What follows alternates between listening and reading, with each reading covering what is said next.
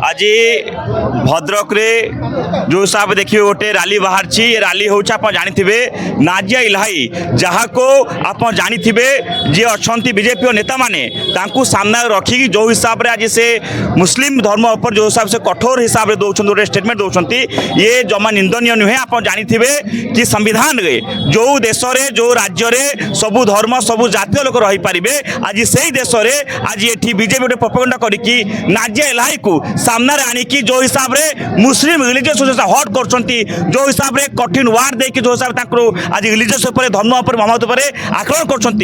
आज पूरा ये भद्रक समस्त समाज बुद्धिजीवी युवक छात्र नहीं समस्ते निंदा करने सहित नाजिया इलाही को आज पुनाबेड़ा थाना आज ये रैली माध्यम आज आम ये गोटे एफआईआर थाना देचु आम यथाशय कहूँ थानार आईएसी ना